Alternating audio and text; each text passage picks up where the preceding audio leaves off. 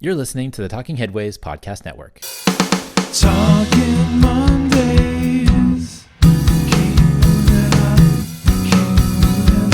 Talking Mondays. Keep moving on. Keep moving on.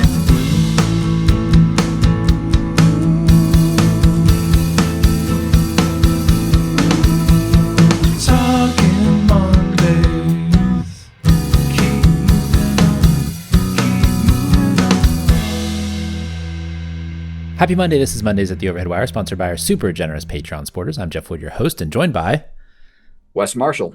Hey, Wes. How you doing?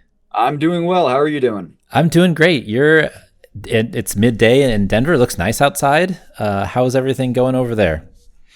Things are pretty well. Things are busy but good, and it was fun kind of digging into some of this to have a little bit of a different Monday. So I'm looking forward to chatting about this stuff and hearing some of your thoughts. Yeah, yours too. Well, first off, though, I want to hear how the book tour and talks and all that stuff is going.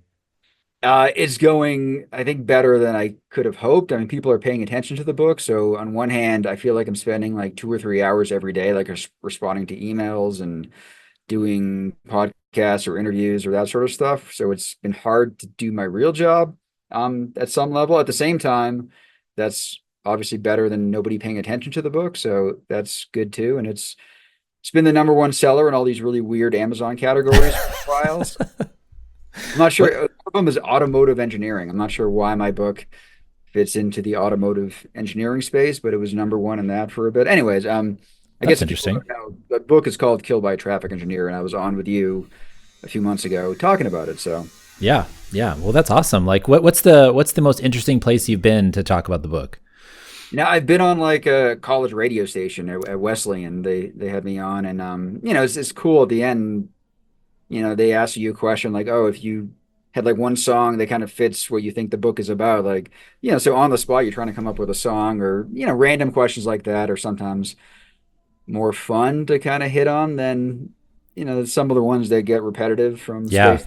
Oh, well, that's another thing I was wondering is you get a lot of questions all the time. I'm wondering if there's like one that you're so tired of you don't want to talk about anymore. No, it's been good. The book is, I mean, to be honest, it's kind of long. It's like 400 pages, and people seem to be taking different things out of it. So it's, I try to go in an opposite direction of, I love Malcolm Gladwell's books, but he kind of hits on one topic and he just gives you 10 examples of it. Yeah. And I'm trying to hit on different themes throughout the book. So for whatever reason, like when I talk to like a bike advocacy type folks, I get a whole different set of questions. Then when I talk with like the local government type podcast, which was asked, really interested in like the Parks and Rec quotes I use and stuff like that. So it's been better than I hoped. I have not gotten too much in terms of just repetitiveness. Yeah. Can you hear that? Like the music downstairs? They're playing music. I don't know. I'm going to turn my gain down just a little bit more because I'm always nervous about the audio and what's going on. And people watching this will be like, "What are you talking about?" But it gets me for some reason. I don't know. Should we mention the fact that people might be able to watch this time? Yeah. Well, we're going to put this up on YouTube, so people should be able to watch this and check it out. And hopefully in the future, I'll be doing more types of these things. Wes has been like you should do YouTube, and I was like, oh well, I don't know, because I edit the podcasts and the shows, and I take out all the ums and stuff. But it's more natural, I guess, to have everything in there as long as we're kind of continuous about it and making sure to keep moving forward. I also have one of those things where my hair's a mess too, and I just sitting in my house, so it'll get better over time, I'm sure. Maybe I'll dress in a suit in the future. I don't know. Who knows? We'll see what happens when we get there. To work, and I had a helmet on, so I'm not. Yeah, we don't have to look pretty. But I think when I listen to your Monday shows, it has always felt to me just like a conversation, and I think people are okay listening to conversations, even if I say and ah a couple times here and there. And yeah, it's funny because I tell people this, like, taking it out, it actually it's just a pause word. It's a filler. And if you take it out, it actually makes sense to the language continues and you don't really notice, but it is something that we're used to as long as it's not too much. Unfortunately, a number of years ago, we had a number of folks who either were reading off paper or or doing things where they said every other word, which is tough to listen to as well. So just kind of like that happy medium between, I think, is really good. I would guess if they were reading off a paper, you'd have fewer ums and ahs now. You'd think so, but doesn't work that way sometimes for some odd reason. I don't know. Fair enough. Yeah. Well, thanks everybody who's ordered the Bus and Bike scarves. We really appreciate it. Head on over to theoverheadwire.com or email me at theoverheadwire@gmail.com if you want a discount on group rates. As also, we always want to note that Patreon supporters keep this thing going. So patreon.com/theoverheadwire as well. And then also bookshop.org/shop/theoverheadwire. My brother-in-law told me that my repetitive saying of these things every single time has got in his brain. And so that's a good thing, I think. So people know exactly where to go to get the stuff that they need. Right now at the top of the list is The New Future of Public Transportation with Paul Comfort and his crew. So that's good. There's a lot of folks ordering that book. So that's really good to check that out if folks get a chance.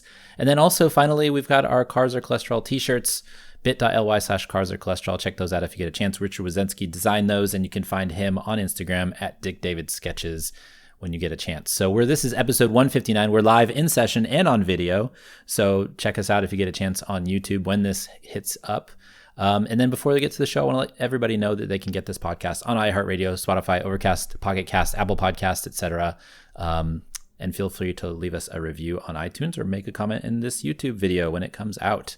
We appreciate that. So let's get to the news. This is what people are here for. This is what people come to listen to us for. Here are a few stories that piqued our interest from the newsletter over the last few weeks. Also, if you want to sign up for the newsletter, go to theoverheadwire.com. You can get a free 2-week trial and check that out. We also have revamped our website, so the search is better now. I'm hoping that is something that people are interested in. And we're also going to roll out some new features too coming up soon in the newsletter that allows people to click on topic tags underneath each article so they can go and see the menagerie of things that we've collected for all the 100,000 plus items we have in the archive. So check that out if you get a chance. So we should start with 15-minute cities, I think.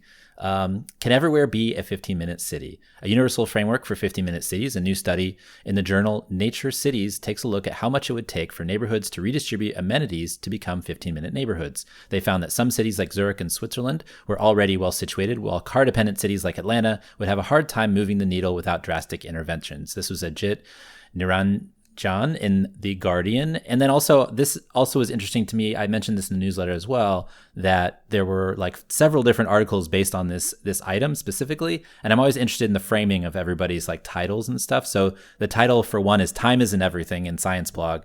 Europe beats US for walkable, livable cities in The Guardian. And where in the world is closest to becoming a 15-minute cities in RFI, which is a wire service in Europe. So lots of different frames for different people for this piece, but I'm curious what you thought about this, Wes. So this was interesting too, and this is one that I dug into and actually read the paper underlying all these articles. And for me, this relates to a lot of my research. And like even in the book, I don't actually use the phrase 15-minute cities, but towards the end, I'm talking about how that's one way to improve safety. But right now, I mean, thanks to like Penelos's book, 15-minute cities and measuring them, it's all the rage. I mean, there's a lot of similar papers like this, and basically all they're doing is they're measuring like local accessibility. But almost every time they do so without, like, and this is the case in this paper, they don't look at sidewalks whatsoever, right? So in the end, what they're doing is not that different than what walk score has always done. Like, walk score isn't based on sidewalks. They've added network distance to it, but before it was just based on if you have restaurants and libraries, like all sort of within a 1 mile zone, which is more like 20 minutes than 15 minutes, but it's pretty similar. And it's funny, I tried to find the papers that actually did account for sidewalks. And there was one, it was looking at Barcelona. And Barcelona, you would think, is a very walkable city, right? Should be considered among the 15-minute cities. But when you account for sidewalks and if people need sidewalks or curb ramps, it doesn't hold up at all as a 15-minute city. Anyways, in terms of this article, like I think people will look at like some of those graphics where they just compare the different cities, and I think the takeaway is like, oh, Europe is way better than us. Like that was the headline. Or Zurich is way better than Atlanta. But one of the good things I think about the actual papers, they do a good job of just saying that things are by no means the same across those cities.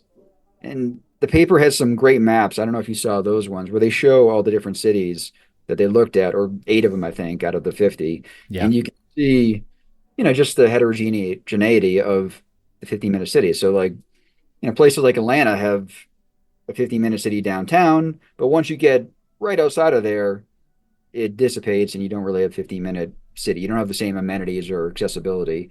But even like in Bogota, I'm heading there next week for something, and they seemingly have a good 15-minute city. But again, once you get outside of downtown, like their downtown area, 15-minute city area is bigger, but once you get outside, it doesn't hold up either. So I don't know. What do you think about it? I think it's really interesting to think about kind of what it would take, right, to get a 15-minute city framework to be everywhere, or to actually implement it in every city. And I think you're right about the suburban context of it all. I think it's interesting to like compare all these cities. And then if you go to the website, it's whatif.sonycsl.it / 15-minute city, I think is the URL. And again, I apologize for any noise in the background. Like it does drive me nuts. I can hear sawing. I hear nothing. So you're good. Your audio is amazing. So anyways, there's a website, and you can go and like basically go and check out your city and like see what the places are that are very, walkable and things like that. And so I drilled down to San Francisco. You can see that all along the Caltrain line, all along in the city of San Francisco, in Oakland, core parts of Oakland, it all looks pretty good. But then when you get on the outside, it goes, a different direction. But thinking about redistributing all all the stores and everything that you'd need to redistribute to get Atlanta, for example, to be a 15-minute city, it seems impossible, right? But I think that kind of misses the whole idea of this concept that Carlos Moreno brought forward. And it's, been talked about many times. This can be the walkable city. It can be the pedestrian pocket. It can be all these things that we talked about for years and years and years, streetcar suburbs, et cetera. But I think that it kind of misses the point of like, we can try to improve things to make them better in these little tiny ways to make everything more accessible. And I think that's the key, right? Like mobility versus accessibility. The accessibility of places is helpful for folks to get to where they want to go without having to be super dependent on the car. So if you can make these little tweaks over time, I think that would be really helpful. But like, I don't think that you're ever going to turn the suburbs of Atlanta into 15-minute cities. It's just not going to happen. But they seem to have this kind of dour prescription of, well, it's not, the time-based thing isn't really a good idea. We should be focused on other things like cultural amenities and equity and things like that, which is great. But at the same time, I think like the overall idea of the 15-minute city like always gets watered down this way, where people are like, well, maybe we can't do it. Oh, there's a conspiracy theory. Oh, but that's kind of the idea of it. The general idea of it, I think, is what we should focus on, not necessarily this silly details.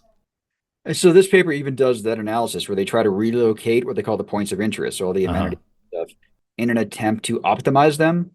So they're saying if you had the exact same amenities, you just redistributed them, you can improve your 15-minute city. But like you're saying, it doesn't feel fair. And I think another thing to think about is just because you have so-called amenities nearby you doesn't mean that you value those.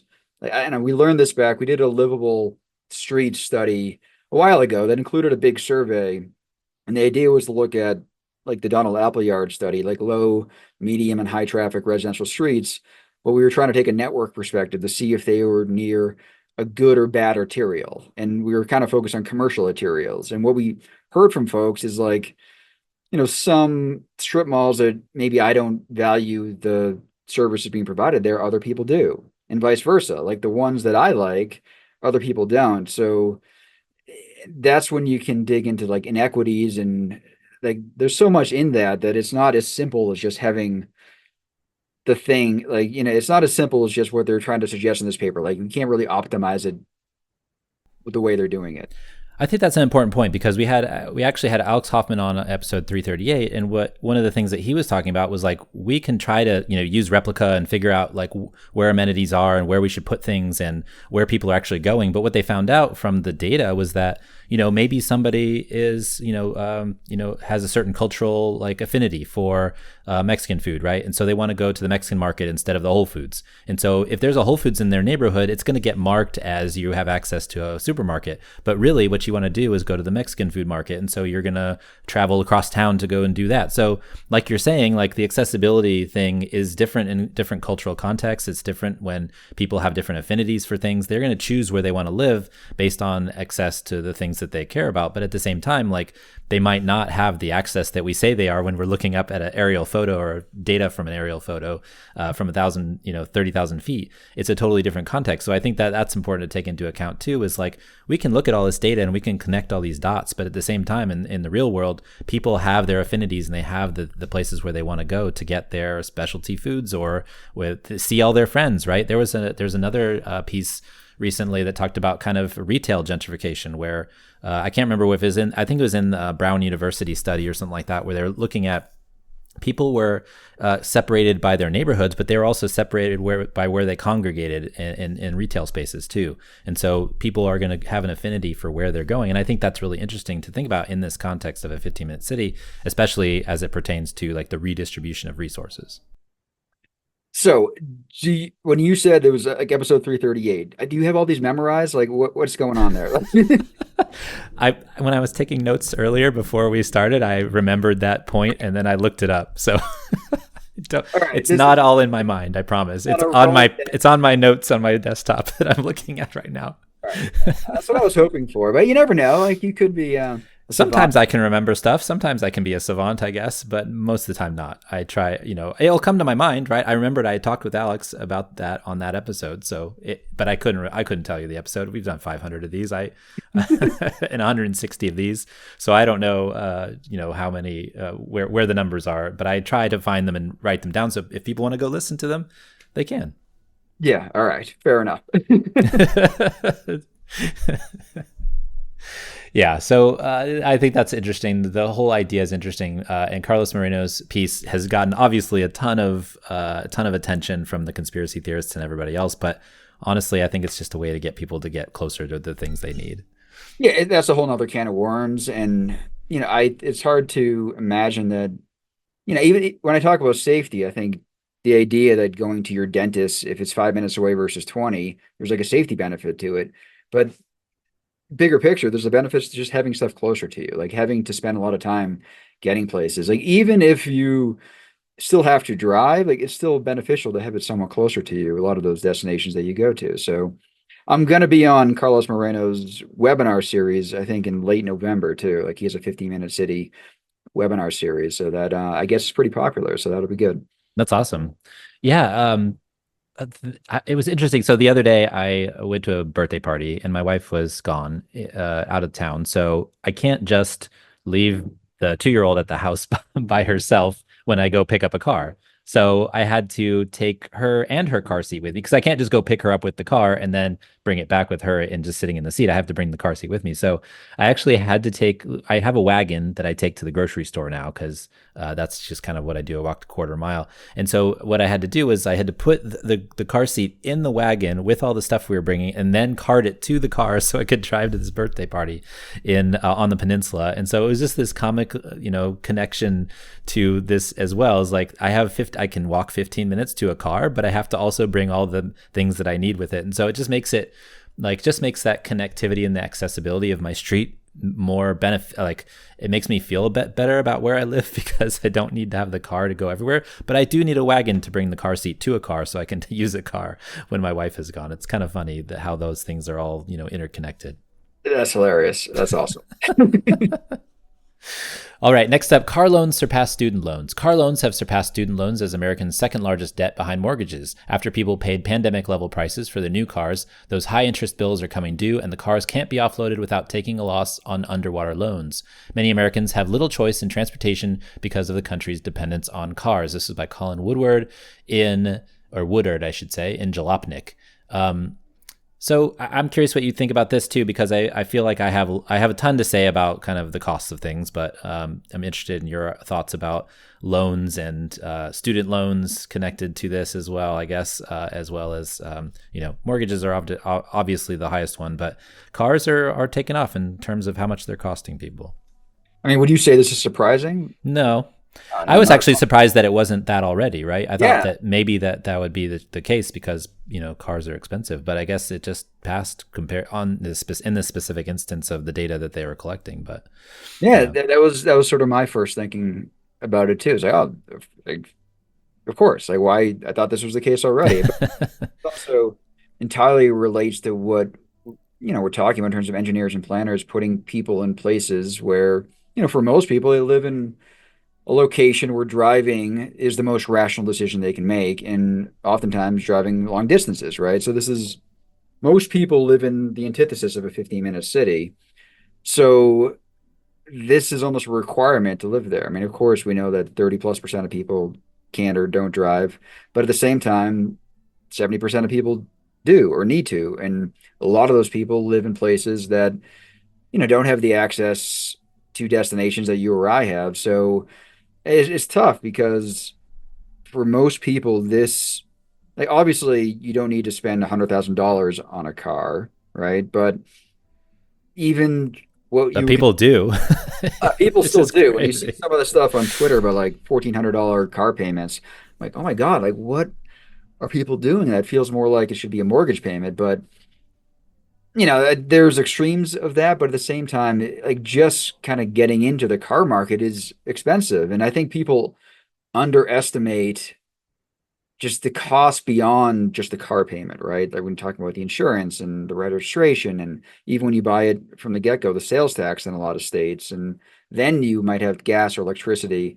Like people have a hard time putting all that stuff in context. Like actually, I was just talking to one of the professors here, and she was thinking of buying a house, and she's car free now, but when she thinks about that new location, she'd have a harder time getting here to work. And she was doing the math in terms of if she comes here 3 days a week, let's say, she could do Uber and Lyft for like $25 kind of each way, so $50 a day, or buy a car.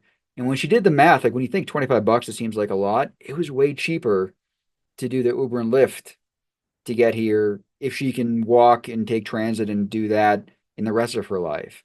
So, I mean, that's H what she, plus T. H plus T. H plus two. That's Um, crazy. I mean, it actually does kind of make sense because then you're not paying for all the extra stuff, the storage of the vehicle, the paying for all the extraneous stuff that comes with that. But it still kind of breaks your brain a little bit thinking about why that might be cheaper to pay for something that's already an expensive kind of luxury every day of the week, but it's still cheaper than the actual luxury that we kind of internalized as much cheaper. and for me, the biggest thing is, sometimes not even the money, but just the time and the thought that needs to go into cars. Like, so you're, rotating your tires, or you need to get the tires replaced, or doing oil changes. And I even do those myself, but it's still just time and effort, and it's a pain in the neck. And I prefer things I don't have to think about, right? And when you have a car, you have to think about it. You need to think about, if somebody breaks into it, or all that sort of stuff is just sort of mental capacity that's being drawn from me. And we all only have so much. And I feel like, and that's one of the aspects of cars I have a hard time with. Like that always drains me. Yeah. Oh, well, I mean, I sold my car because I was getting parking tickets because of not parking, but because of the street sweeping. And so every second and fourth Monday, you had to remember to move the car, or else you get a $75 ticket. Maybe at the time it was like 65, but now it's 75 or 85. And that for somebody who's not an early riser, and it's hard to get up at 8 o'clock, on the dot to get out there and get the car moved. That was real stress. And so, basically a money penalty for not moving your car is a very big incentive for me to get rid of it altogether, because I was only driving it once a week, maybe at tops. And the clutch was dead already, kind of. They can only, start it from second gear. So I was like, well, maybe I should just, bite the bullet. And at the same time, it was like the time when Uber and Lyft were taking off. And obviously I had zip car opportunities and stuff in the city. So I was like, Muni's great. I actually sold my car and bought a bike. I bought a bike with the proceeds. So, that really worked out. But it was that mental thing about the parking ticket that got me in the end, Yeah. because it was just too much.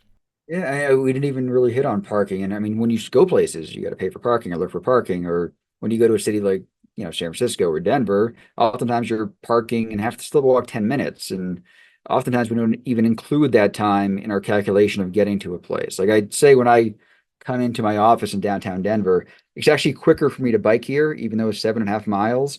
Because if I drove, I still have to park 10 minutes away, look for a parking space, pay for that, and then walk 10 minutes to my office. And biking is faster. And we Yeah. don't usually think about that. Yeah. And you know, I was talking about my wagon earlier that I take to the grocery store. I mean, I just go and park it on the bike rack right in front of the door. You know, it's the best thing ever to just like pull it up, fold it up, put it like lock it up like your bike, Yeah. and you're there. And then everybody else is kind of circling the parking lot or waiting outside for a spot or something. Although there have been times lately where the bike rack is getting too full. There's a bunch of e-bikes and stuff on there, and it can be hard to find a spot, which is fine. But you know, that's maybe that in the future they need to put in more bike racks, or just take one space out of the lot and make it into that.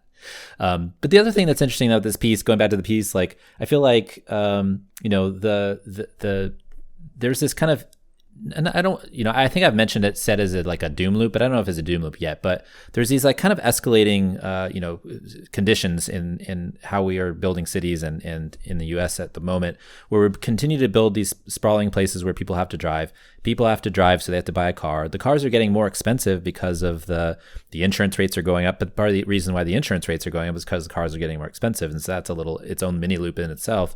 But also the car companies don't want to build smaller cars that are cheaper as well. So there's that problem as well. So we have all these things that are continually making cars more expensive and owning a car more expensive and operating a vehicle more expensive. And so it's actually like stressing people out. And I feel like this little inflection point of inflation that we had, you know, during the pandemic, and they mentioned the pandemic as kind of one of the reasons why car costs went, you know, buying a new car got out of control. But that actually seems to be, you know, kind of, you know, unveiled like this whole world of increasing costs that are just hitting people. And, you know, when they say inflation's low, it might seem like it, but then the prices of things are just continuing to go up. Even if it's not counted in the actual official numbers, people can feel that. Well, it feels, I mean, not all that different from a monopoly. Like when there's one company that like owns all the grocery stores in an area, they can set the prices whatever they want because people need certain things. And we've all been, a lot of us been put in a situation where we sort of have to drive, and then we're all incentivized, car companies, us, like to drive bigger cars too. Like the whole system is set up for that, and those are going to be more expensive. And, you know, for the car companies, they make more money on them. So it's all sort of pushing in that same direction. And like in the article, there's that picture of the Carvana like vending machine for cars. Yeah, right. Do you have any of those near you? We do, yeah. There's one just like south of, actually kind of by the Daly City BART station. Yeah. Because is yours active? Because for a while ours was just empty. It was just this giant empty Carvana thing. And I think there's cars in it now, but for the longest time it just sat there as like an ode to like a lack of supply. I guess. I don't know. I haven't looked at it. I know it's there, but when I pass by, if I've passed by, I think I passed it on when I drove down to the peninsula this weekend, but I didn't look up to see what was going on there. I guess I should check next time. But yeah, for the most part, I just, you know, those things, it's interesting. I remember those being for smart cars to start with. Like, I feel like that's the first place I saw a car stacking machine like that was for smart cars when they first came out. They stacked them, and I guess to show that they're tiny, but now they made them for the large cars. So now they stack large cars, I guess. I think it's like a function of our Hot Wheels fascination, maybe when we were kids and you had those like places where you put them, maybe like the same as the Star Wars characters. You brought your Darth Vader and you had the carrier. Same kind of feeling I got from those. Like, can you actually go up to it and buy a car there? Like, is that how it works? Like, I think so. I think so. I mean, what would be the point of just like displaying cars? I guess it's like an advertisement. Yeah, I feel like it's advertising. Like they got a lot of, I mean, when those things first came out, they got a lot of articles about, oh, like Carvana, blah, blah, blah. So I think it kind of paid for itself from that aspect. But at the same time, I'm just curious.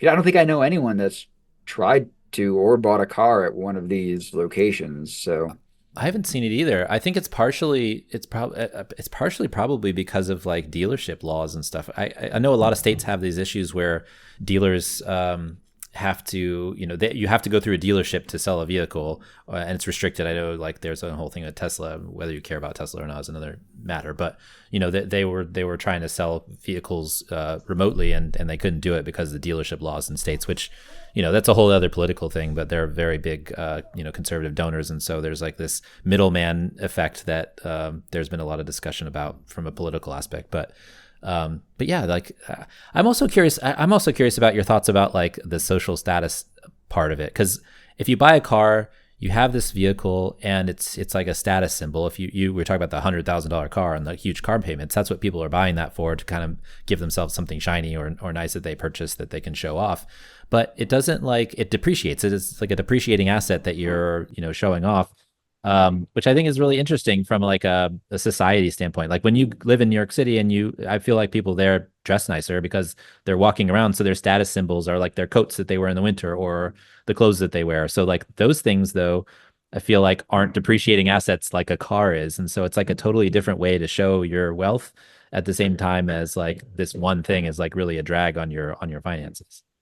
It feels like it's not only that, but people's identity is like tied Mm-hmm. to their car. Like, I mean, I still have a 2000 Jeep Wrangler that I bought new 24 years ago, right? And at that time, I just got out of college, but like I felt like my identity was that kind of car. Like you feel in some way connected to that, like that's the kind of person I am or something. And people, yeah, it's weird, isn't it, that has become over time, especially in our country, a part of our culture. It's like not just showing off your wealth. It's not just transportation and the utilitarianness of it. Like it sort of becomes part of ourselves. Yeah, it's weird.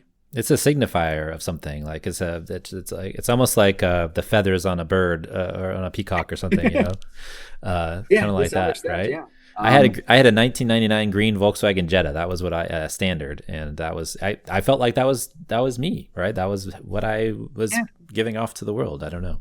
Yeah, I mean, maybe it goes two ways on that front, but I'm not sure. Like it's yeah, I think it's hard for like other countries. Like we talk about like developing countries in terms of like auto developing countries, and like for us to say, hey, like, don't do what we did, like you should learn from where we made our mistakes. But at the same time, these countries look at places like LA as like the Mecca. Like they want the highways, they want the cars, and you can understand why given the situation that they're in. So that like they want that identity, they want that car culture.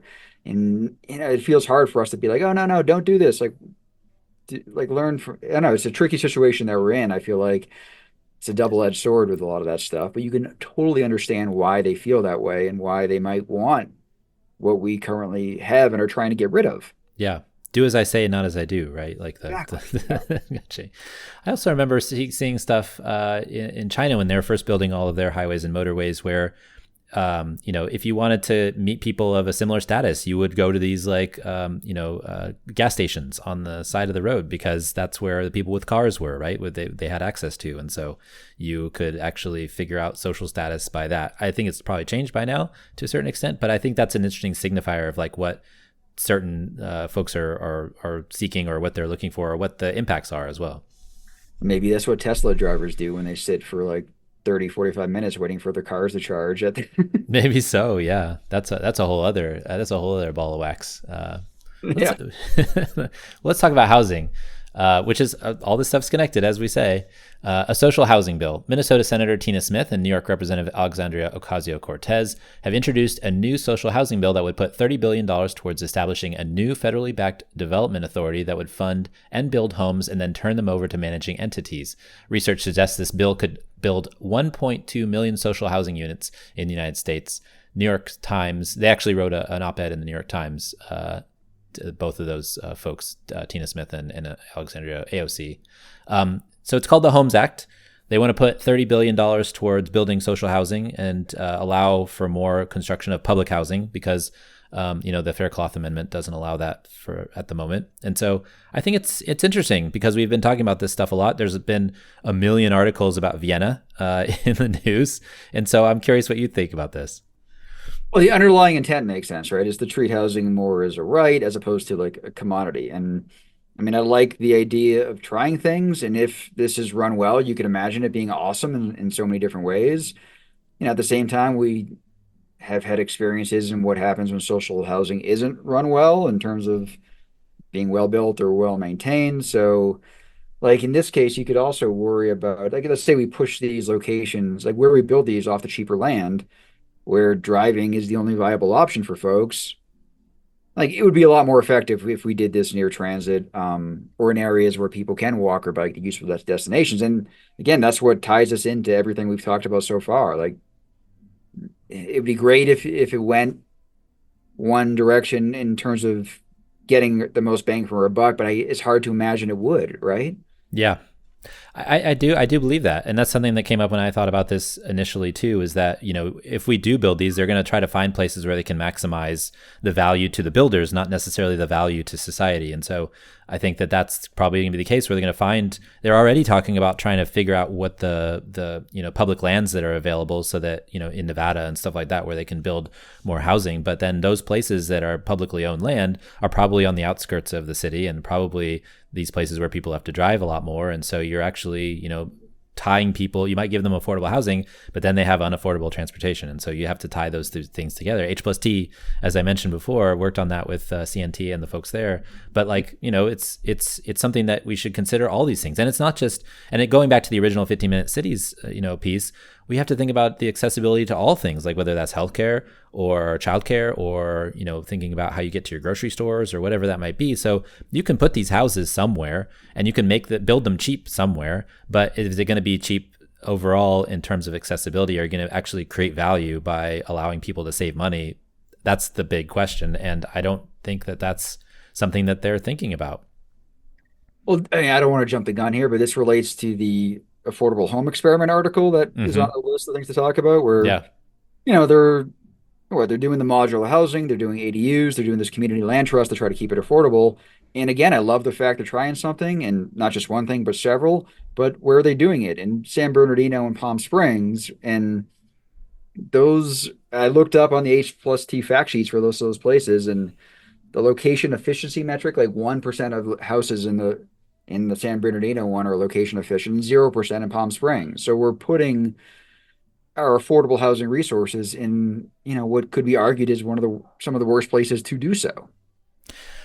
I'm interested what you think. So we want transit-oriented communities. Obviously, we want places that are near accessible transit and have good walk scores and things like that. But that's where the land is the most valuable, right? So how would you think about, if you have this $30 billion, what is the best way to go about it to where you could actually create value for people that's not just a housing value, but just life value? It's funny. When I, first got here, obviously transit in Denver was a big thing. I got here in 2009. So Fast Tracks was getting going. They were doing so much stuff, and all the TOCs, or TODs, they called them at the time, mostly park and rides, right? But even the ones that were better, they were being filled with wealthier people.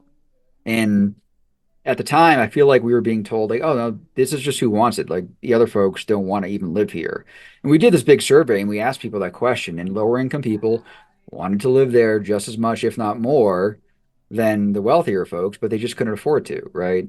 And then when you look at the outcomes, I think some people would argue that some of these places are failing because all these people still own cars that live there, and they treat transit as an amenity. Like they use it to go downtown to a show or a game. Like they're not using day-to-day lives, but we would get more bang for our buck if people that would use the transit more in their day-to-day lives. So I don't know, like you can see the trade-offs, right? Like we want to get the most bang from our buck from this billion-dollar investment in multi-billion-dollar investment in transit, but at the same time, the market suggests we want to sell this land for as much as possible. So, but it's hard. Like it would make much more sense to have as much affordable housing around those locations as possible, and it's not that easy to do, though.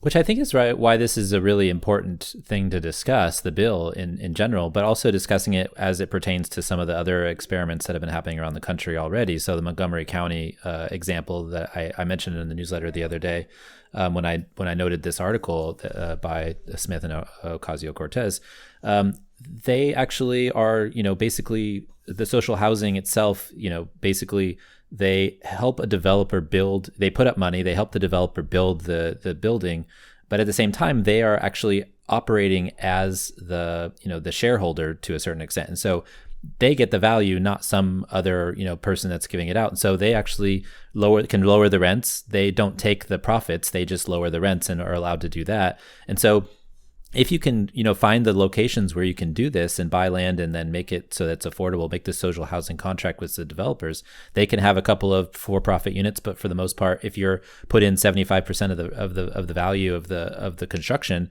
then you get the profits. You can keep it. And I think and actually, now that I think about it, in Colorado, they're doing something similar or interesting where they operate as the builder, and then the folks who are renting actually get a dividend from just paying on time, where they can actually make money off of this, or build value, I should say, not make money, but just build value off of this, because the state is actually the ones that are building the housing rather than a for-profit developer who needs a 10-20% profit. If you take that 10-20% profit off the top, you can actually probably do a lot in these areas, but you just have to find that property where you can do that.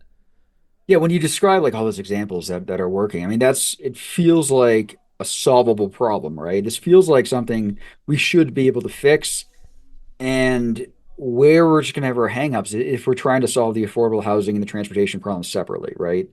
We just have to treat those the same thing. Like, we can't just put affordable housing in Palm Springs. It needs to be thought of in, just a more comprehensive way. We're just thinking about transportation costs as a part of it. Like, that's what's going to lead to real affordability, like not just having a place to live. Like, that's not the only piece that we need to worry about. So, like, with this Homes Act, I mean, I think we just need to make sure that transportation is part of the equation. We're trying to figure out how to do this right. And yeah, again, it feels like something we can solve. We just haven't been able to do it at a whole scale. It's all piecemeal, right? Yeah. And I do think I think that places in Palm Springs there's probably people that need affordable housing that work and live in Palm Springs, but it's something where if you built more in the core of the region in Los Angeles, you're actually going to make those outside places easier to build and cheaper as well, right? So it's all connected. I mean, Los Angeles is connected to Palm Springs, is connected to San Bernardino, is connected to all of the places around it. But you need to focus on that core area to get people so they don't have to keep on moving away to find that housing, and then it makes it affordable for the people that do need to be affordable, need affordable housing in Palm Springs as well. So it's all this huge connection, and the transportation part is a huge part of that as well. Yeah, And but by no means am I trying to say we shouldn't be building affordable housing in Palm Springs. No, I wasn't saying that. I was just kind of like adding on to what you were saying. No, but you're right though. Like, it's a system, right? All of it. Like, these regions, the way housing and affordability works, it's just one place can't solve the problem. It needs to be thought of as a whole. So I'm going to read the next one to bring it in, because I think it's just continuing the discussion. But an affordable home experiment. An affordable housing group set up a community land trust in San Bernardino County and is using prefabricated manufactured housing and accessory dwelling units to increase affordability and the number of units per parcel. Using manufactured homes, they can build new homes for 45% less per square foot. The U.S. Department of Housing and Urban Development recently announced that more housing types will soon be available under national building codes. This was by our friend Rachel Cohen in Vox. I think this is interesting too, because HUD actually is the one who controls the building code standards for manufactured housing. And so you can make the same house everywhere in the country, which I think is a huge savings, as they note, the 45% savings. But coupling that with ADUs, with California's laws about being able to split land and subdivide properties to get 4 units on a parcel now, you also have the ability to have housing trusts, to have community land trusts, to have any number of social housing kind of organizational structures that can keep the housing affordable. And you end up with these $170,000 to $200,000 unit houses, which is a huge difference from like what the averages are these days, like 300, 400, 500,000 is what we're getting up to. And that can make a meaningful difference. But like we were talking about earlier with the earlier article, like it depends on where they're built. So this ties all the things we talked about together. I mean, it ties together, the 15-minute cities, ties together the car loans, ties together, I mean, housing and the affordability, social housing type things. But, it feels, I like that they're testing it. This is a great experiment, and it feels like it's going to be useful, and to see how this works. And there's a lot of people that are going to want to live there and maybe don't need to come into like Los Angeles or something. So there are going to be benefits. I'm curious to see how well it's working. Like, is it the ADUs? Is it the land trust? Is it the module? Like, what combination of things work well? Part of the difficulty is it takes time to kind of see the benefits of things like ADUs. Like, it doesn't happen in a year or two. Sometimes it takes like 5 or 10 to start seeing the changes. So I'm curious to see how this one goes, but it seems great that they're trying all of these things combined. Yeah, I like it. I mean, I think that we should try more experiments. I mean, the social housing experiment, public housing experiment, all, these types of structures, build more, for-profit housing, build more this, that, and the other thing. I've always said build more housing, and however you can get it going, let's do it. But I like all these new structures that they're coming up with and the new ideas, because obviously we need it. Housing is getting too expensive, and it's getting too expensive everywhere. In most places, you just can't do this. Like, there's too much red tape. They don't allow. I mean, that's the problem. Like, it is hard to just build more housing, given the way we've set up society in terms of, where I lived in Connecticut before, like some of those towns had 1 acre zoning. Yeah. Crazy, right? Like, that is crazy. 1 acre is a lot of land. I don't think people understand how big an acre is, actually. yeah, Until they see one of these houses on an acre, and then you're like, whoa, well, you have to get a riding lawnmower. you have to get a riding lawnmower, and you have There's to other get transportation costs. a car and multiple cars, and it just makes walking and biking or transit just impossible. Like, it's impossible to retrofit those kind of places with that.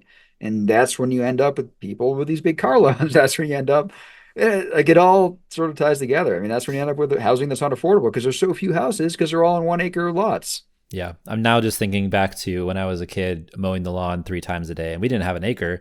But the Bermuda grass in Texas grew fast, and so I would have to mow the lawn 3 times a week to make sure it was and it was hot. And I just never. And it's funny because my dad, like, he bought. I asked him, I was like, hey, can we get like a mulching mower or something so I don't have to bag all this stuff? And he was like, no, no, no, no, no, you don't need that. And then when I went to college and was gone, and he had to do it himself, he bought one because he was like, oh, this is this is hard. Oh, when I first house I bought, like, it wasn't an acre, but it was a lot of mowing to do, and all my neighbors, at least this is what I thought at the time, they all seemed retired, and I felt like they were mowing their lawn 3 times a day. I was like, I don't want to do that. I can't do that. So I would mow, maybe once a week, once every 2 weeks. I would mow it so the grass would die. I'd mow it so short that the grass kind of fries and wouldn't grow quite as quickly. So I wouldn't have to mow it as much to keep up with all my crazy neighbors that were mowing Yeah.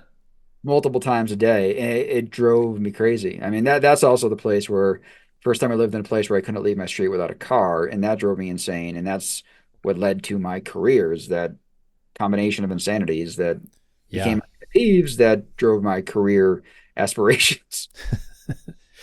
Well, let's talk about the region where you live now. Boulder train. A new RTD study shows that a bare bones Denver to Boulder Longmont rail line would be expensive and would garner few riders. But if paired with a front range rail line, there could be some synergies that can make service happen faster for both. This was by Nathaniel Miner in Colorado Public Radio. He's been doing great work, Nathaniel. I feel like he's been really on top of things. At least I see his name a lot. Oh yeah, I love Nate Miner and his work. Have you listened to his podcast called Ghost Train? No, I have not. It I guess I is should check that out. it's not a ever long running podcast. I think he did like 5 episodes, but it's Mm, about this particular line. Actually, he says this about this particular line, but it ends up being about the history of like rail and transit in Denver. So it's a really good context for a lot of these things. I guess let me just step back. I mean, this is obviously one that's being talked about a lot in these parts, and maybe to give a little bit of context, I'm sure a lot of your listeners know this, but the Denver region had that sales tax vote back in 2004 that passed. I think it's a 0.4% sales tax, and the intent was to build this whole system out, including the rail to Boulder. But instead of starting with the train to Boulder, which would be in the northwest direction from Denver, like, we started with the lines that head southwest and southeast from Denver that, head to like Littleton in the southwest and Douglas County, South Aurora in the southeast. Like, we then built the A line, like from Union Station to the airport, then the W line to Golden, and then some other smaller ones. But originally the project was estimated to be like 4.7 billion, and it was supposed to be completed by 2017, but the budget grew. I think like in 2010 it was like 6.5 billion, and then it's been growing and growing, and like now we're not even expected to finish the whole thing until like 2050. So you have some folks saying these costs are crazy, so let's just build like BRT to Boulder. Um, Yeah. and as much as I'd like to be agnostic about train versus bus like Jared Walker, it's hard because a lot of other folks are saying that they were promised a train, right?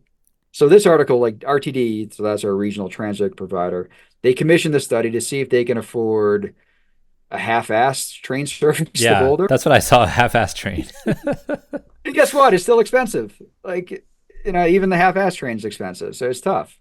Yeah.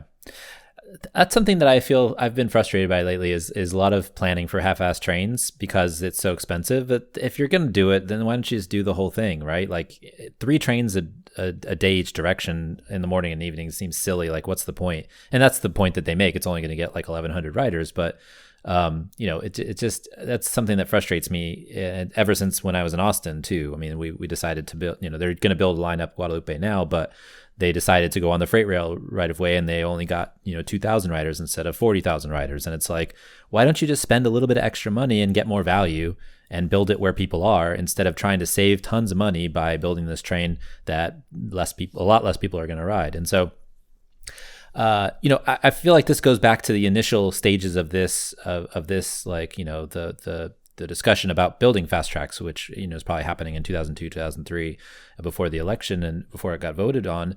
And I think that there, if you went back 20 years, if you came from the future and went back, you'd probably do it a lot differently than they did back then. But at the time they were trying to build consensus and get votes and try to pass things. And so they're like, well, you get this line and you get this line, and they're all freight rail lines and they don't actually go, like, I'm always frustrated by, like, why didn't the line go underneath the tech center? Like, why didn't you go under the highway to get into the center of that? Why do you have to cross a thing? Well, it's cheaper to build it on the other side when you're building the D-Rex highway project. So we'll do it, we can combine these and do this like this. So there's all these little things you can go back in time and think about, but there's people that are gonna be like, well, I never got the thing I paid for. And the same thing with BART. It happens all the time.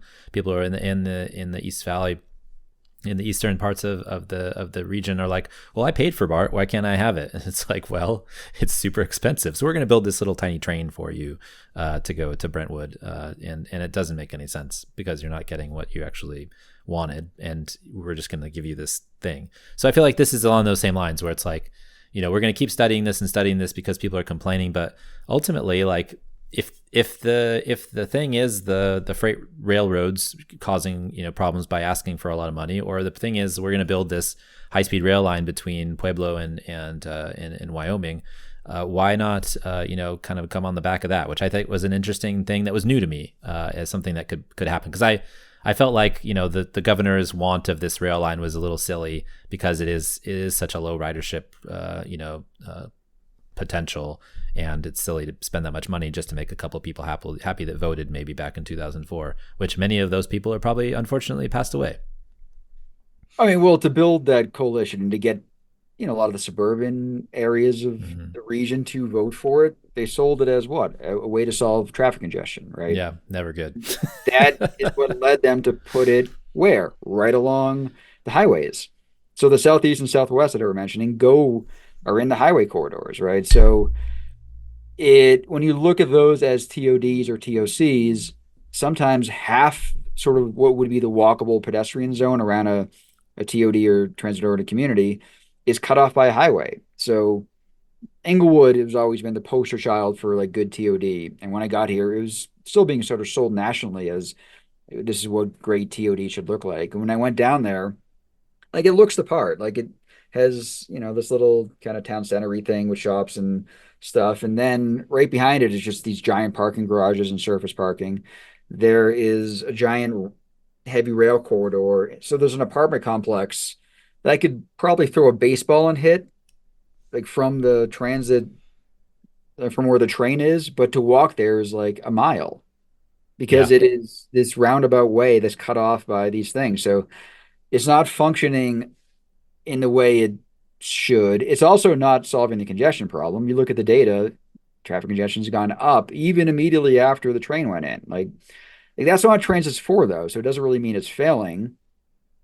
And it's tricky. Like you have all these things, and now you have a governor who lives in Boulder that wants this thing built. Maybe not for the dead people from before, but for him himself.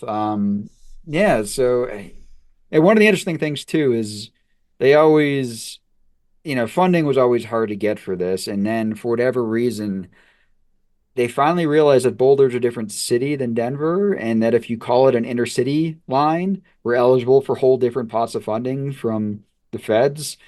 And like they just realized this like last year, like, oh, if we just call this an intercity, I like, mean, it's true, right? It is quite a distance to Boulder, I must say. yeah, it's a different city. Like it should have been this from the get-go. And it's just it was always funny to me how long it took them to sort of realize that that was the case. Yeah, there's a lot of money now from Amtrak. We just had Mike Christensen on to talk about the plan there, and we talked to Ken Prendergast as well, from Ohio, and so there's this interesting thing happening with the intercity rail, and so that's a really interesting point that we should have thought of that before. I guess when you think about a metro region and the MPO and all that stuff, you start to like kind of consolidate all these things, but they are two different cities and they are pretty far away. I lived in Boulder for a summer when I was training. Some of my friends ran at Colorado, and so they were like, "Hey, we have one of my girlfriends is leaving for the summer. You can stay at her place." It was like $135 for a half a room or something like that. It was like super cheap, which is amazing now. I don't think that would ever happen these days. This was in 2002 or something like that. But yeah, it was super fun, but it's also very far from Denver. I went a couple of times. I went to the Bluebird and other things for concerts in the summer, but for the most part, I was running up in the hills. But yeah, it would have been great to just hop on a train or a bus or whatever. But it's just not. It's so far away, and I think that intercity thing is super interesting.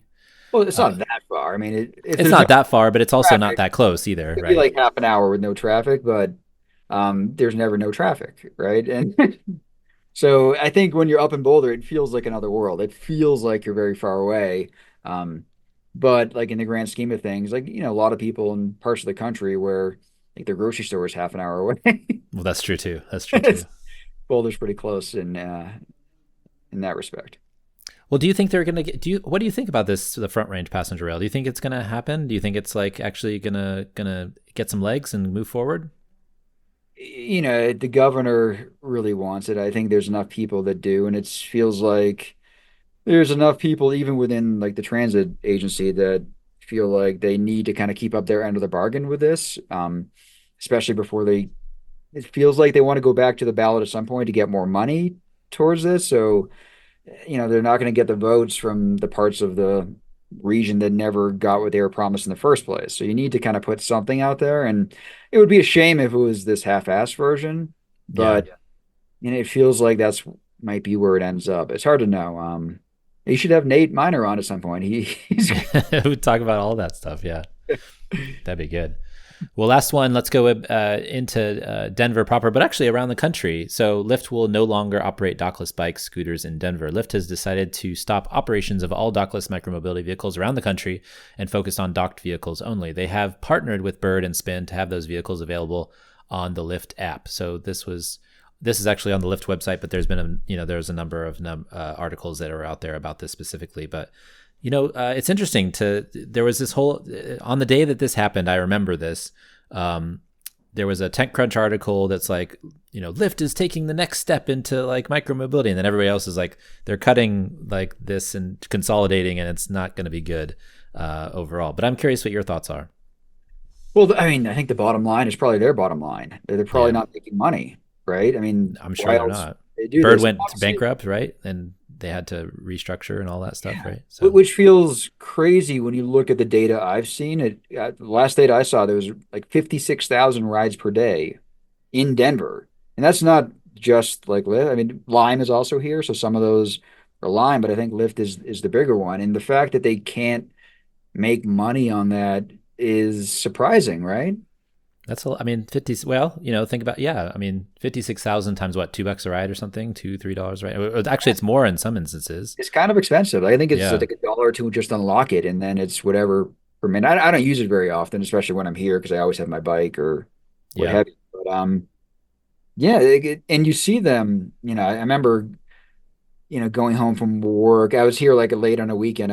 I left like at 2 a.m. or something because I was working on a proposal, and this is soon after that they came to Denver. And I remember going home like right through downtown Denver on my bike, and it was like a whole nother world because it was like no cars. It was all just scooters everywhere with two or three people per scooter. I'm sure a lot of them had been drinking a little bit, and it just Hmm. felt like this whole nother world that you don't see in the daylight. So the fact that they haven't been able to leverage like that excitement and the fact that they're fun. I mean, yes, there's safety issues. I guess there's other issues in terms of them littering the sidewalks and accessibility. Yeah. At the same time, a lot of people love them, and it hasn't generated enough money to keep this a viable business.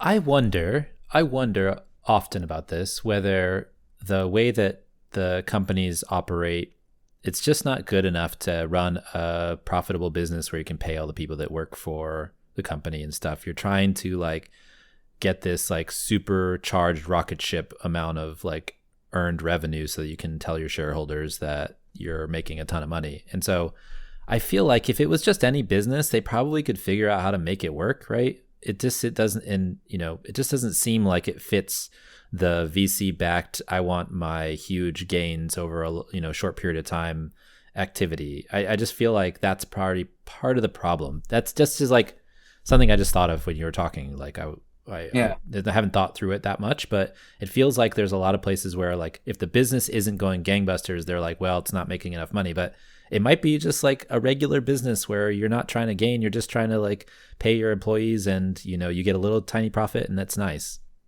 I remember that original data came out of Louisville where they were just showing how many rides were being taken and also how long the scooters were lasting. Hmm. That original generation of scooters lasted like 3 months, and they weren't even getting enough rides or money to pay for each scooter before it had to be thrown away or recycled or what have you. So I feel like they fixed that problem to some extent. The scooters here are much heavier duty. They seem like they last a while, but the days I bike in, like along the Cherry Creek or the Platte or the Sand Creek, you see scooters littered in the water, like all over the place. So like, Yeah. they haven't fixed that problem of There's a them. shrinkage problem. There's a huge shrinkage problem. And did you see that article in the New York Times last week where they talked about the people making money off the rebalancing of the shared bike system? Yeah, you get like paid if you were part of that, and people can make lots of money, right? Yeah, people were just gaming the system, making like 5,000 a month, just moving scooters from full stations to empty stations, then moving them right back, just over and over again. Oh my gosh. Yeah, I so did see something about that, yeah. yeah, but it feels like that's what they're doing in a lot of cities. Like I see the trucks going around rebalancing the system, right? So we're not exactly just replacing car trips with these. Like we have these trucks that are doing, they have to do the batteries. And like I know there's some systems set up to pay people to do it. And I think people are gaming the system that way. I see them being charged on my campus. So I think people are like stealing electricity from Yeah. from the school to get paid by like Lime or something to charge these scooters. So I don't know. Like, it's not been just figured out yet. Like it just feels like there is a better way, and it's just interesting that they couldn't make it work and that they're pulling out. And maybe the dock system is what they're going to try, but I guess we'll see. Yeah. We talked to folks from Portland about this recently, and about micromobility and the structure of the contracts that they put with the cities, and they seemed like they had it put together, but I don't know how they would deal. I didn't ask them how they deal with these types of problems, the shrinkage and all the kind of the messiness of it. Um, it's interesting to think about trips too, because like if you have if somebody's just going back and forth and bringing vehicles back and forth, that doesn't make a lot of sense. But if you have one truck just kind of putting stuff around, and you actually those scooters created 10 trips, that's like a pretty good trade-off, I'd imagine, if it was real, if they were being real about balancing the system out. Yeah, but I'd imagine that mode substitution isn't coming from driving a lot of times. Like these are people that would have walked or bike or taken transit. So Anyways, yeah. yeah. Yeah. Because a lot of them are shorter trips downtown. Like they're not trips that would make sense for cars in the first place. Yeah. Well, this week and every week, I want to thank our generous Patreon supporters. You guys are awesome and keep the show going by listening and supporting each month. This show and Talking Headways wouldn't be here without it, so thank you very much. You can join by going to patreon.com/theoverheadwire. $2 a month will get you some stickers and a handwritten note, and $10 a month will get you one of our transportation scarves, as well as that sticker package. We also did an audiobook version of Raymond Unwin's 1909 classic, Town Planning and Practice. Get your hands on one by going to raymondunwin.com. So listener questions and comments. Ryan Wozniak says on the last episode we had a discussion about school drop-off with Sam Sklar, And two topics that bubble up for that Ryan has ideas and gripes about: opportunity costs for pickup management at schools. The teachers who have the walkie-talkie full-blown operations responsibilities, time the teachers are taken away from their primary benefit to the education of children. Not sure how to quantify that, but the cost is certainly there given the intensity of time and operational preparation for making an efficient procedure for modern pickup practices. And the second one, he says, is breathing tailpipe emissions. I was getting choked by motorcycle fumes and the dude just revving in his engine, and he was doing it for cool sound effects, and it was making me sick. So those are two things that he was worried about in our, when we were thinking bigger about our discussion that we had about all these school drop-off problems. I don't know if you read the article that Henry Grabar had on this topic, as well as a number of other ones where folks have been kind of complaining that they're cutting school bus funding, and a lot of the drop-off and pickup is by car now, and so it's making these huge mile-long lines to get into middle school and high school every morning.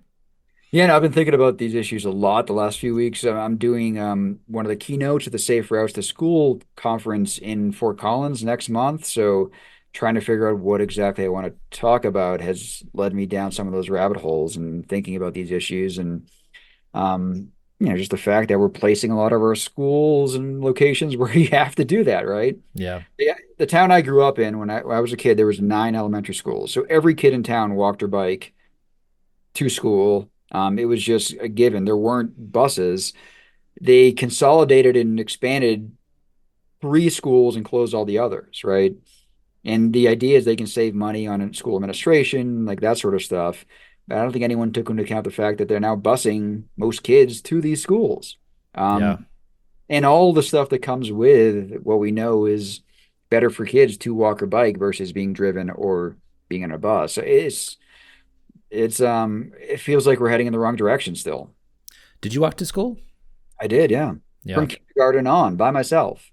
Yeah. I remember second grade, maybe second or third grade, I started walking to school in Bakersfield, California, which is not necessarily known as a walkable city for most part, but the school was close by, and so I walked a few blocks by myself. And I can remember vividly the route back. I remember where my poor sister, she probably listened to this, where my sister crashed her car almost into the back of a pool at somebody's house along the way, and you could see the fence posts were painted a little bit different color after that. And we had a crossing guard on my road. I think I had to walk 3 or 4 blocks, and there's a crossing guard. It was not even a major street, but he was still there, and he was like a friend of everyone's family. Like, we all knew him and talked to him every day. Yeah. And a lot of that stuff seems impossible now. It seems like I'm 1,000 years old, and I'm not. I know. It's crazy. Yeah.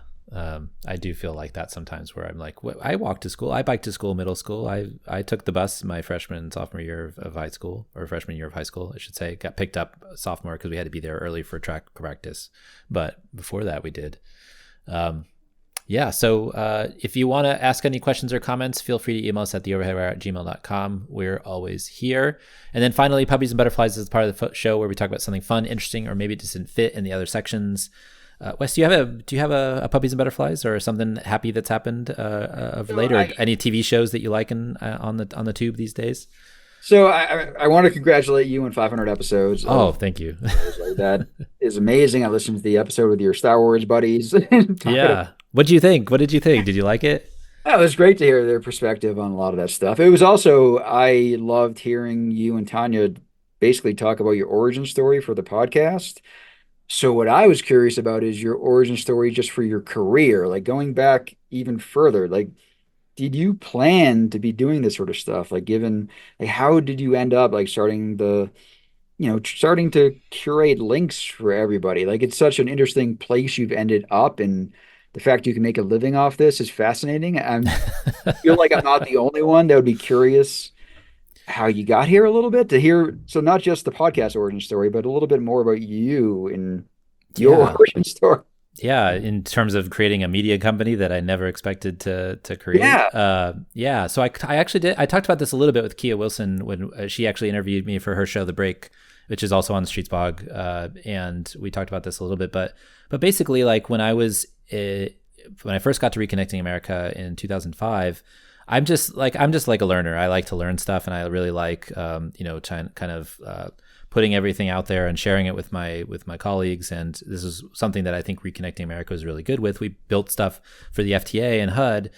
We built stuff for the FTA, and we'd build like a document about TOD, and then we'd share it with everybody. We didn't keep it in house. We didn't try to protect it so that we could use it for consulting or anything like that.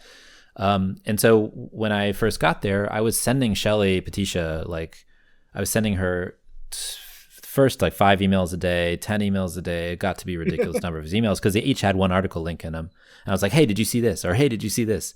And then finally she got sick of it and she was like, Jeff, I don't want 15 emails from you. I don't mind them, but I don't want them.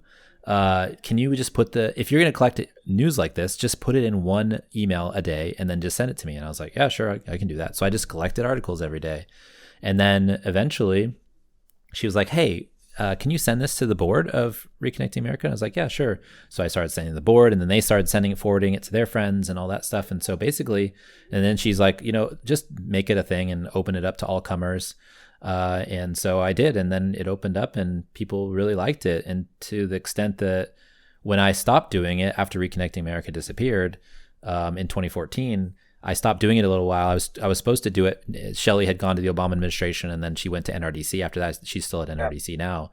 And she was like, hey, can you come do this with us? And I was like, yeah, sure. So, but NRDC didn't like the idea of somebody doing something and posting something on their behalf that wasn't checked every morning it goes out at 4 a.m. and I finish it at like late at night. So there was no way for anybody to review it.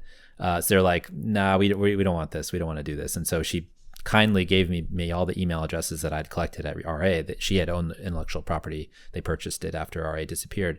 And so she's like, here, Jeff, I know you want to keep doing this. And then I took a little bit of time off, and I got emails from people like, where is my email every day? I miss my email every day. I need my email. And I was like, okay, so what if I ask you to pay for it? They're like, yeah, sure, I'll pay you for it. No problem. So I started doing Patreon to start with. And then Patreon was a little tough because like people are still getting it for free. And then, it's hard to make people pay for stuff that's free if it's going to be, free. And so I had to switch it to a subscription model where it's like up behind the paywall, which was a little sad for me because I really, really do appreciate like open source, like being able to share stuff, and it's other people's work for the most part, right? They're all writing these articles, but it is a lot of work to put it together. We do 6 to 8 hours a day. And then in 2013, when Tanya and I started talking, right? Like they asked me to write a column, and I said, I'll just, let's just talk. Let's just do a podcast or something. And so I started a podcast at the same time that RA disappeared. And then, I was like, oh, well, these two things kind of go together, this podcast and this newsletter.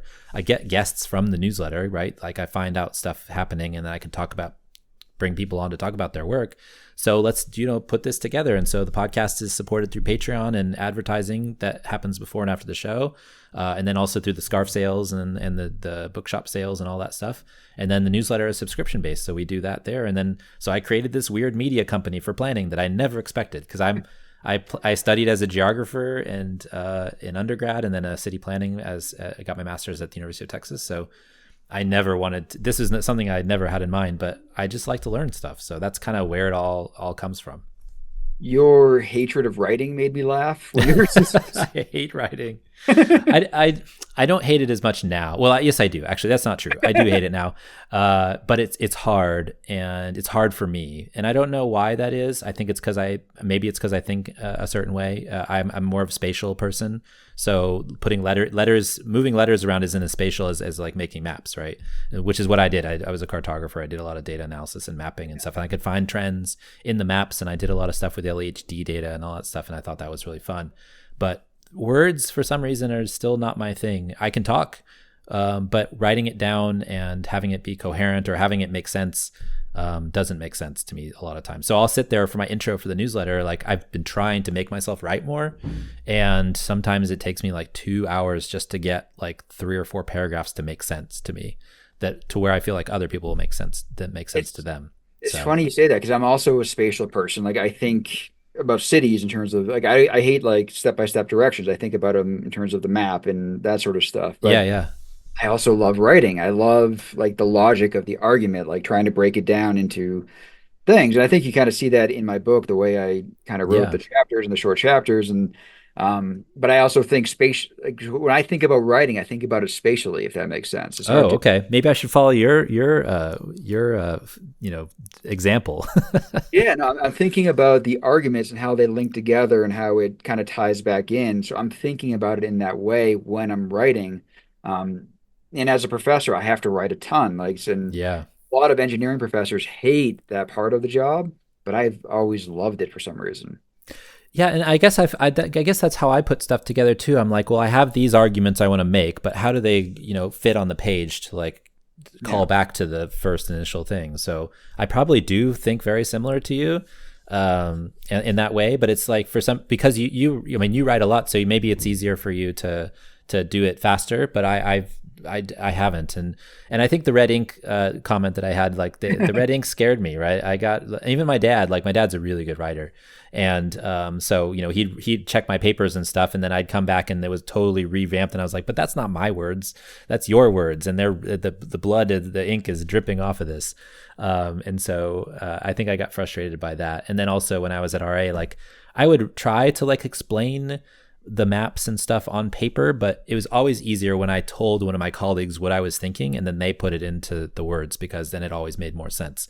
But I can always like connect things, make things like make sense to them, and then they would put it, they'd take that and put it in to writing that other people understood. So the red ink was there too. So I don't know, there's maybe like a writer's bad experiences have added up over time. I don't know.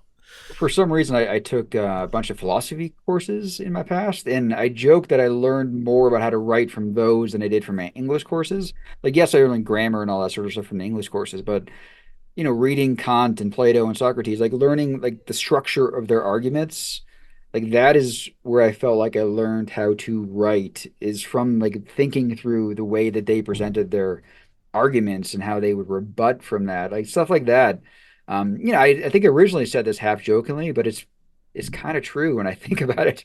Yeah, yeah, yeah. So did you like Carol Martin's book? Did you like, cause that's kind of what comes to my mind when I was thinking about like the philosophy and all that stuff. I haven't read that one yet. Oh my gosh, you should read it. I mean, now you should listen to the podcast first. I'm still catching up because I went into my own bubble and didn't read any transportation books. Or I Yeah. didn't listen to any transportation podcasts during like that 4 years. I was kind of deep into the book, and now that I'm out of that cave, I've been trying to catch up with a lot of books. So I'm not Yeah.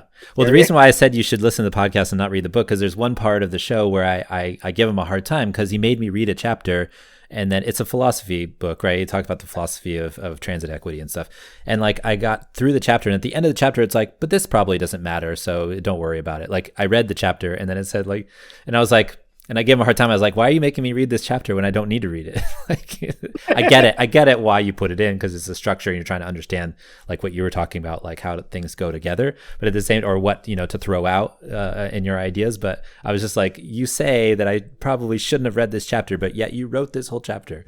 And so that's what I was referring to when I was like, well, maybe you shouldn't read the book, because I read it. And then he said, you don't need to read this part, which Let's is really just zoom funny. out back for a sec. I mean, thinking about your career now, like 20 years ago, this would be insane, right? The fact you're Oh, making a living doing what you do, it would be like a made up. Like, it seems so far fetched back then that nobody would believe it, but it's amazing. Like you've built this space and this world, this community. Like it's so congratulations on the oh, 500. thanks. Yeah, I mean, people probably still don't believe it. Like, there, when we started the show, I think Tanya told me there were some folks that she knew, kind of in the general space, that were like, that guy, you're gonna do a podcast with that guy.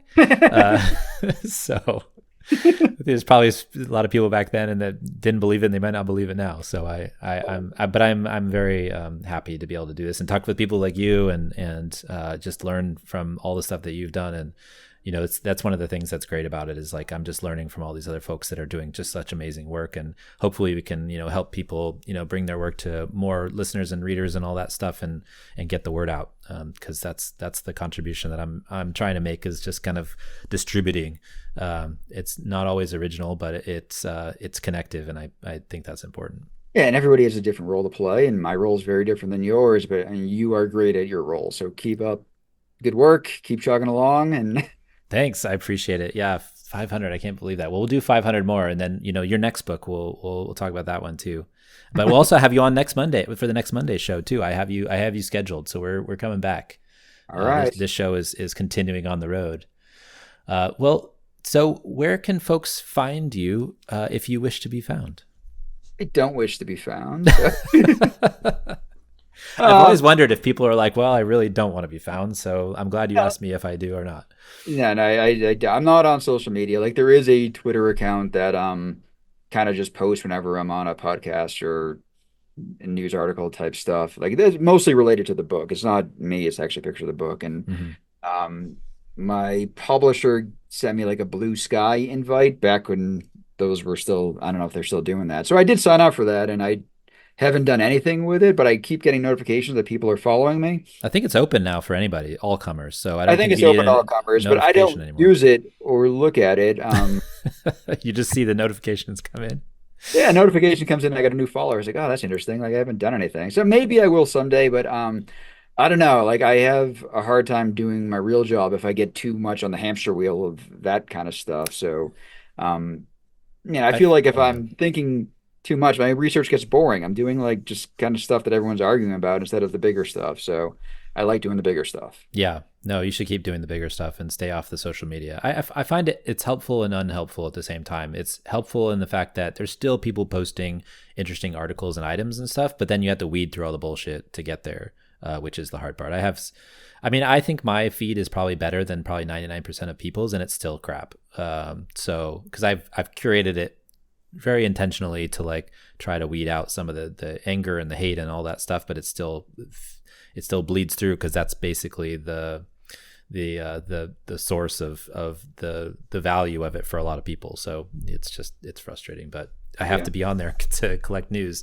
because there's some things that I can't find anywhere else. Right. And I think my book publisher would rather me be on there and active, but I'm also I see stuff from you all over the place. Even if you're not on social, I see it shared on social. So other people are doing your work for you, I think, which is very people helpful. like you. I mean, yeah. Like Edward is like that.